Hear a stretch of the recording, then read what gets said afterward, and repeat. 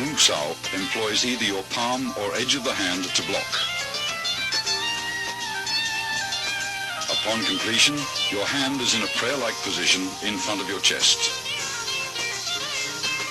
Wu Sao is the rear guard hand position employed when an opponent's punch penetrates your forward defenses.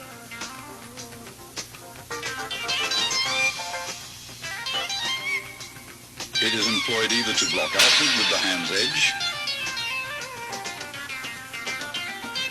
or inward with the palm.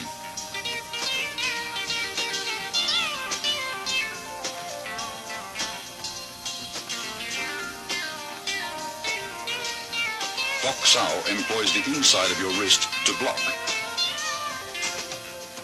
At completion, your arm is in the fixed elbow position, 1 fist distance from your center line.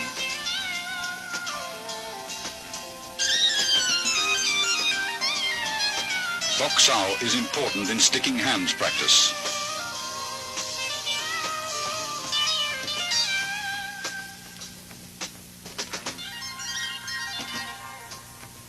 Bok Sao uses the palm heel for deflection by utilizing the wrist's snapping action. It is often combined with a punch.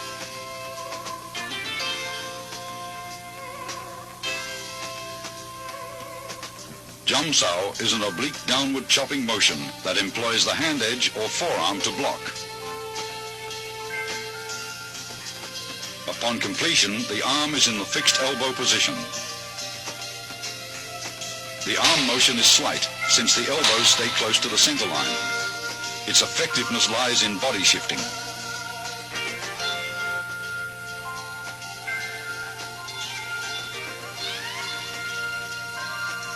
Gan Sao employs the forearm to block low-level and groin attacks by combining both the hinge action of your elbow and body shifting.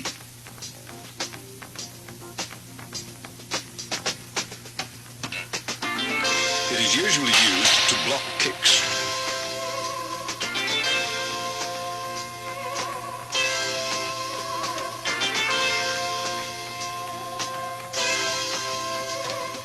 Bong Sao is unusual, since it deviates from the fixed elbow position. It is performed by a rolling motion of the forearm, which is the blocking surface. Coordination with torso rotation is important in Bong Sao.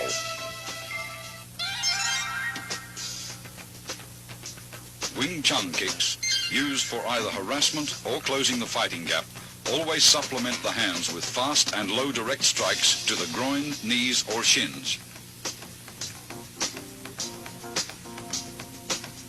The front heel kick is delivered straight from the ground with a slight snapping action in the knee. Kick direct, but never higher than the midsection. The cross stomp kick uses the sole of the foot to break the opponent's balance, allowing for follow-up hand strikes. The low side kick is for stomping down with the heel or sole of the foot. Master Wong employs a side kick to his opponent's inner thigh as a harassment.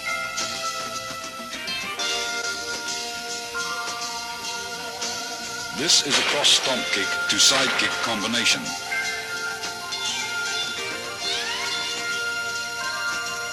As the opponent evades the stomp kick, Master Wong follows up with a side kick to the midsection.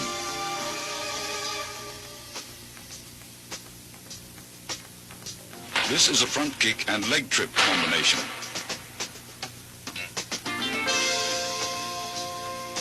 After his front kick is blocked, Master Wong follows the blocking force and uses his leg to trip the opponent.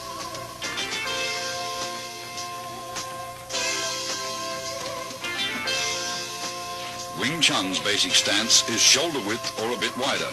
Knees are slightly bent. This natural fighting stance affords both stability and mobility. You should be coiled, ready to burst into an attacking or retreating opponent. Advances and withdrawals are performed by a short shuffling motion of the feet. somewhat like the Western fencing shuffle, where you remain in the same stance throughout.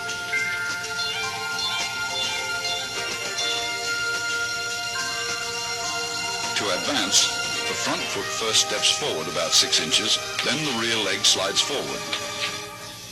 To retreat, the rear leg steps backwards, then the front leg follows suit. When advancing, spring off the rear leg. When retreating, spring off the front leg.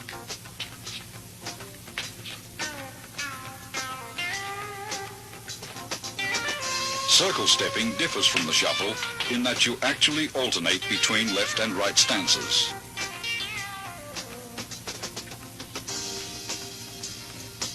To advance, your rear foot slides forward using a circular motion, while the other foot slides up into a natural stance position.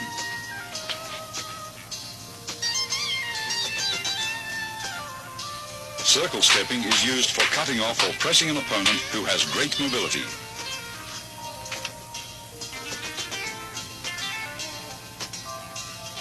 A wall bag filled with dried beans or sand is an essential training aid for developing power.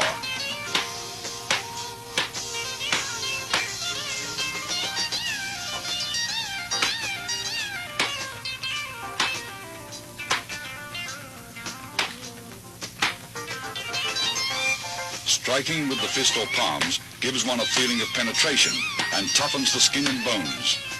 Train slowly and gradually.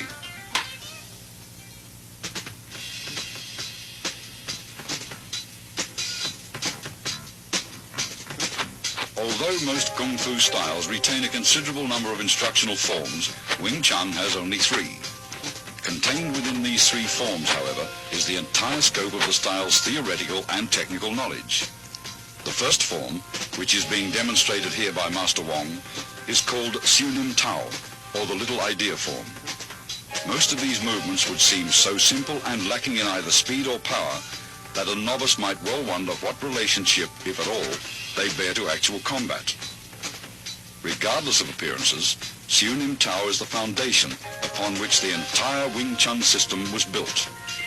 It includes most of the basic techniques discussed earlier: stance, shifting, blocks, punches, and finger strikes, as well as all the underlying scientific principles covering the center line, elbow positioning, and the 4 gates. Performed slowly from a stationary stance, it permits the student to learn hand coordination on either side of the body. Before attempting to practice this form, first study carefully and thoroughly the previous section on Wing Chun's basic theories. Total familiarity with these all-important principles will greatly accelerate your learning process.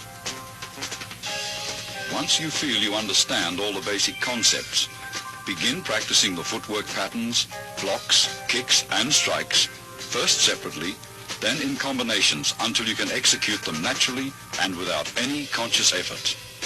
Now you are ready to learn Siu Nim Tao.